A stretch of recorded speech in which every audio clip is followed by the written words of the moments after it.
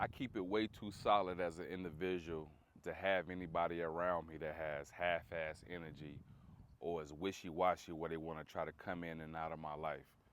Understanding when you're a valuable man, it's a privilege, it's an honor for people to enter your life and be in your space because of what you offer as a human being. So, long short story with a small story, a woman I've been talking with, what I'm saying, for about 2 months now, we decided to go to a venue. I invited a couple of my friends, she invited a couple of her friends, and we just had a rooftop vibe in downtown, just kicking it, having a good time. As the night goes along, we just, all having a good time. She kind of going back and forth to the bar with her friends. So I'm just like, hey, grab me a drink. The same thing I would do if me and my homies was going up there. Like, you want me to grab you a drink? Okay, cool. Should be no problem. The energy in her starts to shift as the night goes on. So when we get back in the car, headed home, I'm just like, what's going on? I feel like, something not right. You don't seem the same.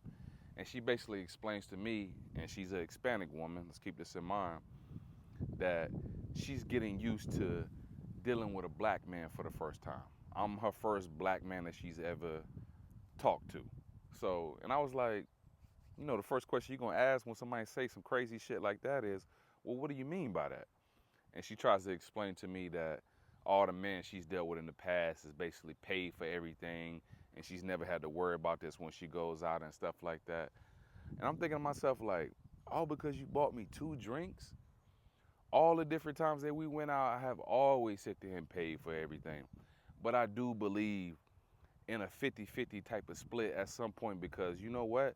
If I'm sitting here paying for everything and you're not trying to put in any effort to set things up or chip in any form of fashion, then what interest are you showing in me? It's just all one-sided. So I was taken aback by this. So when we got home, I basically explained to her, because I was supposed to spend the night over at her house, like, I'm going to the crib. I'm going back to my house. I don't like the way that this is going. And, I was just kicking it to her on some real shit. And then at some point, she basically sit there and told me she didn't like the way I was talking to her. So I was like, you know what? This is a sign. You know, sometimes it takes longer to see the real true colors of somebody. You know what I'm saying? You got to give it a little bit more time.